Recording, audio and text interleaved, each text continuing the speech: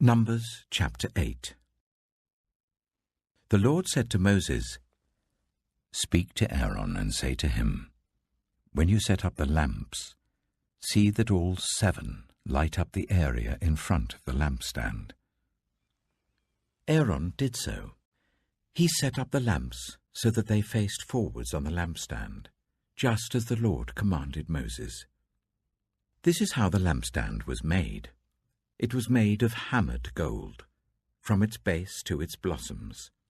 The lampstand was made exactly like the pattern the Lord had shown Moses. The Lord said to Moses, "Take the Levites from among all the Israelites and make them ceremonially clean. To purify them, do this. Sprinkle the water of cleansing on them, then make them shave their whole bodies and wash their clothes, and so they will purify themselves. Make them take a young bull with its grain offering of the finest flour mixed with olive oil. Then you are to take a second young bull for a sin offering. Bring the Levites to the front of the tent of meeting and assemble the whole Israelite community. You are to bring the Levites before the Lord, and the Israelites are to lay their hands on them. Aaron is to present the Levites before the Lord as a wave offering from the Israelites, so that they may be ready to do the work of the Lord. Then the Levites are to lay their hands on the heads of the bulls, using one for a sin offering to the Lord and the other for a burnt offering, to make atonement for the Levites. Make the Levites stand in front of Aaron and his sons, and then present them as a wave offering to the Lord. In this way, you are to set the Levites apart from the other Israelites, and the Levites will be mine. After you have purified the Levites and presented them as a wave offering, they are to come to do their work at the tent of meeting. They are the Israelites who are to be given wholly to me.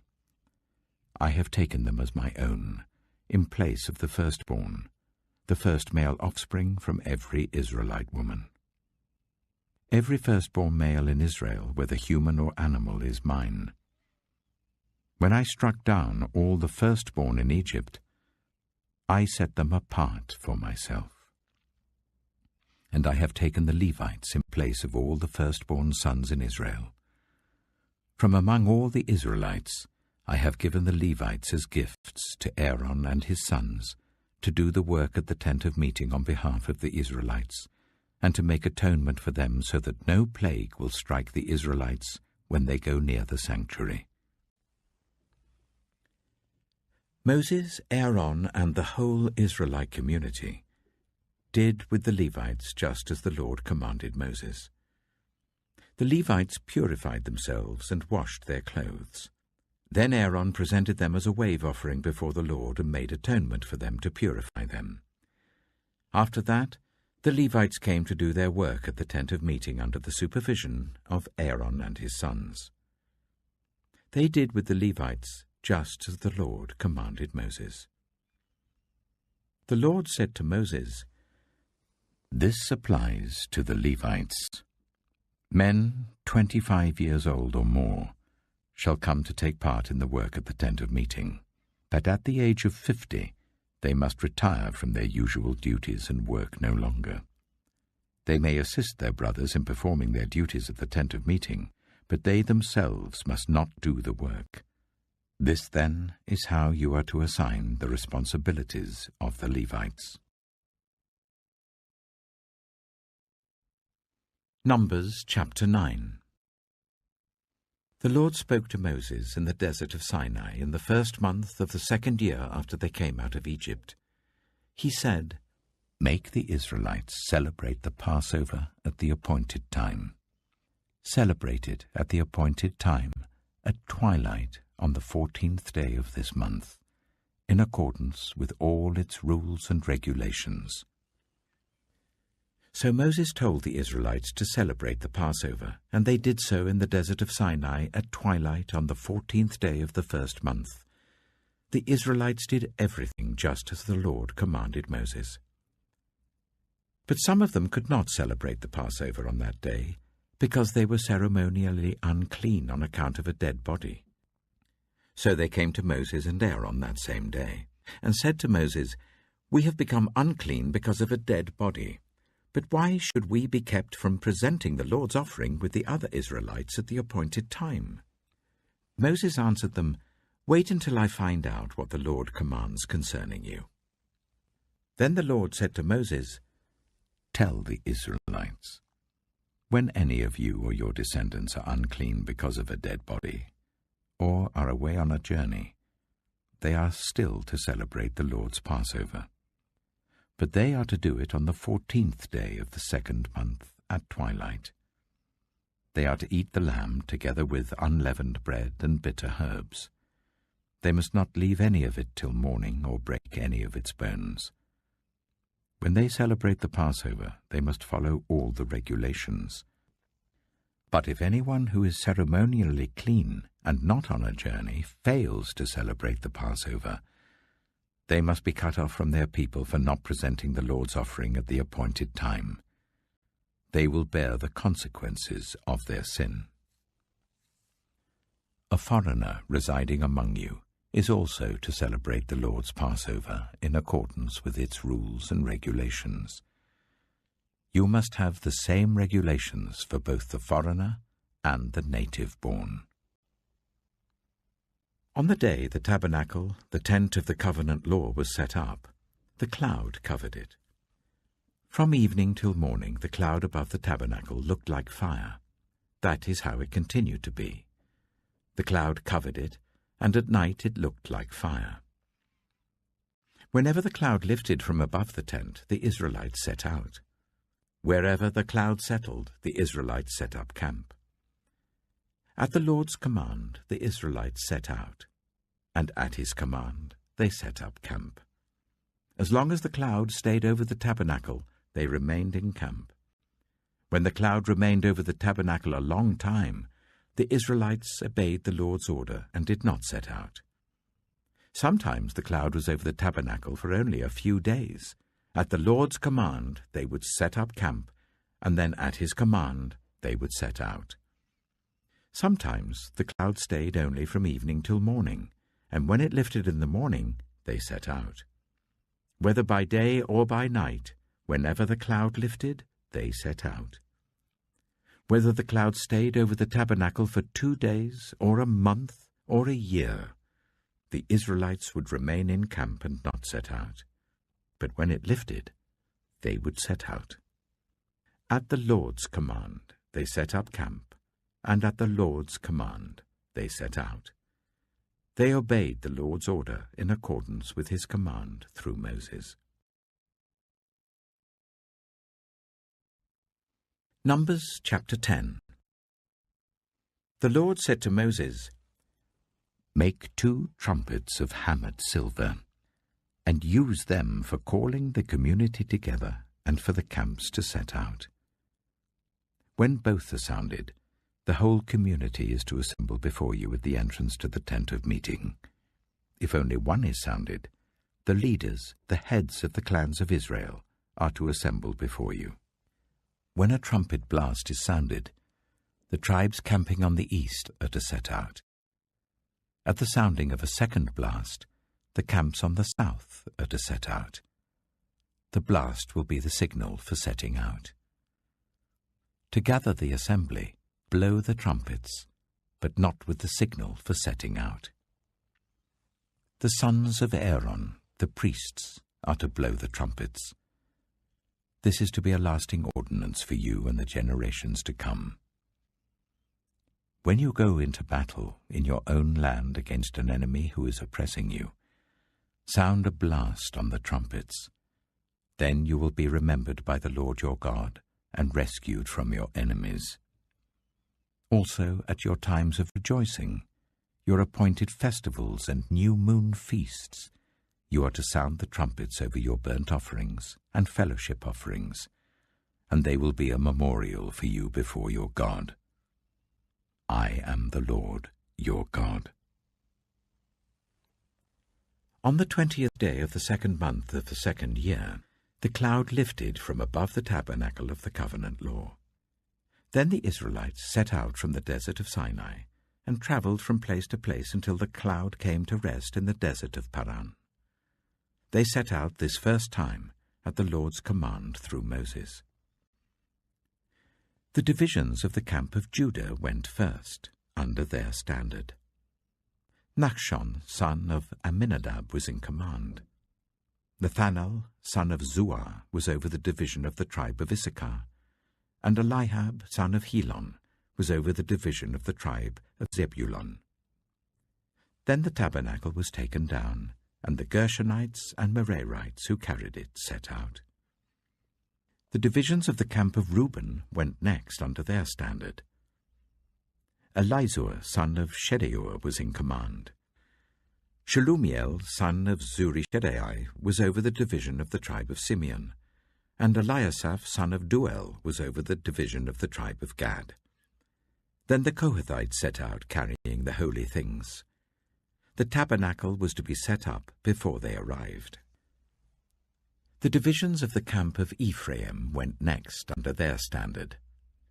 Elishama, son of Ammihud, was in command. Gamaliel, son of Pedazur, was over the division of the tribe of Manasseh, and Abidah, son of Gideoni, was over the division of the tribe of Benjamin.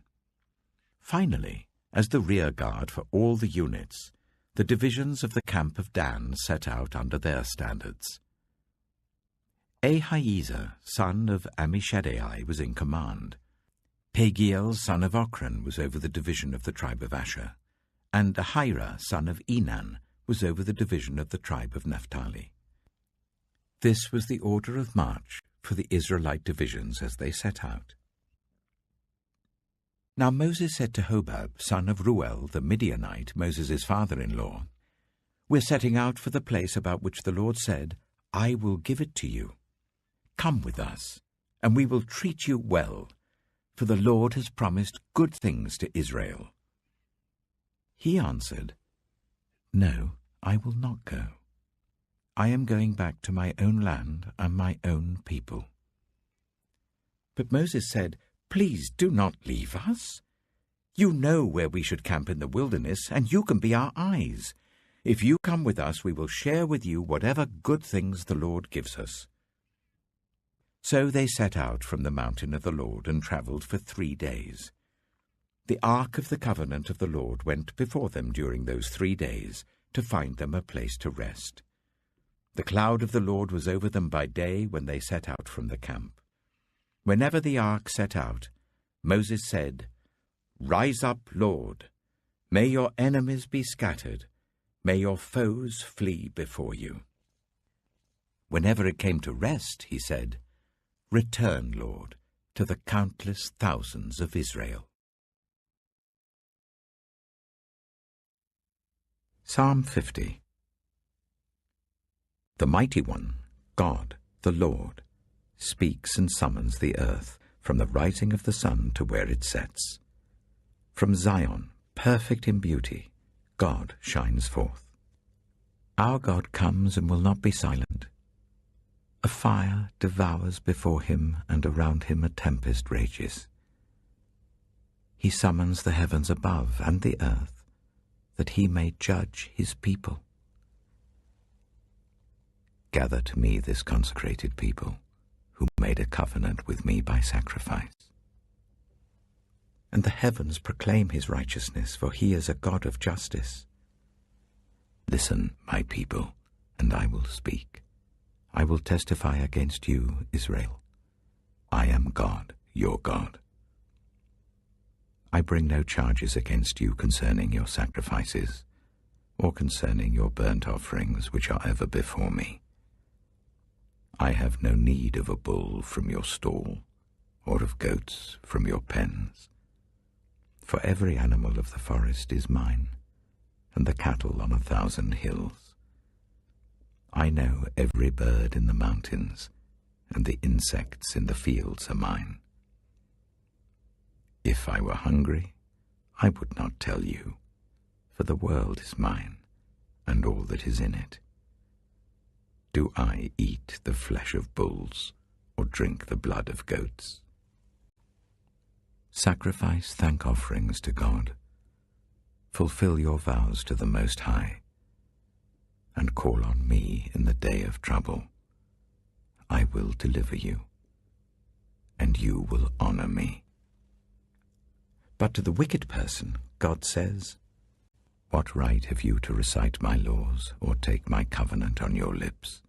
You hate my instruction and cast my words behind you. When you see a thief, you join with him. You throw in your lot with adulterers. You use your mouth for evil and harness your tongue to deceit. You sit and testify against your brother and slander your own mother's son. When you did these things and I kept silent, you thought I was exactly like you. But now I arraign you and set my accusations before you. Consider this, you who forget God, or I will tear you to pieces with no one to rescue you. Those who sacrifice thank offerings honor me, and to the blameless I will show my salvation.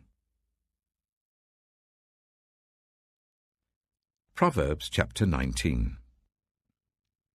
Better the poor whose way of life is blameless than a fool whose lips are perverse. Desire without knowledge is not good. How much more will hasty feet miss the way?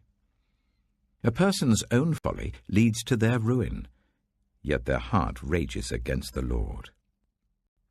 Wealth attracts many friends, but even the closest friend of the poor person deserts them. A false witness will not go unpunished, and whoever pours out lies will not go free. Many curry favor with a ruler, and everyone is the friend of one who gives gifts. The poor are shunned by all their relatives. How much more do their friends avoid them? Though the poor pursue them with pleading, they are nowhere to be found. The one who gets wisdom loves life. The one who cherishes understanding will soon prosper. A false witness will not go unpunished, and whoever pours out lies will perish. It is not fitting for a fool to live in luxury. How much worse for a slave to rule over princes. A person's wisdom yields patience. It is to one's glory to overlook an offense. A king's rage is like the roar of a lion, but his favor is like dew on the grass. A foolish child is a father's ruin, and a quarrelsome wife is like the constant dripping of a leaky roof. Houses and wealth are inherited from parents, but a prudent wife is from the Lord. Laziness brings on deep sleep, and the shiftless go hungry. Whoever keeps commandments keeps their life, but whoever shows contempt for their ways will die. Whoever is kind to the poor lends to the Lord, and he will reward them for what they have done. Discipline your children, for in that there is hope. Do not be a willing party to their death. A hot-tempered person must pay the penalty. Rescue them, and you will have to do it again. Listen to advice and accept discipline, and at the end you will be counted among the wise. Many are the plans in a person's heart, but it is the Lord's purpose that prevails. What a person desires is unfailing love. Better to be poor than a liar. The fear of the Lord leads to life. Then one rests content, untouched by trouble. A sluggard buries his hand in the dish. He will not even bring it back to his mouth. Flog a mocker, and the simple will learn prudence. Rebuke the discerning, and they will gain knowledge. Whoever robs their father and drives out their mother is a child who brings shame and disgrace. Stop listening to instruction, my son, and you will stray from the words of knowledge. A corrupt witness mocks at justice, and the mouth of the wicked gulps down evil. Penalties are prepared for mockers, and beatings for the backs of fools.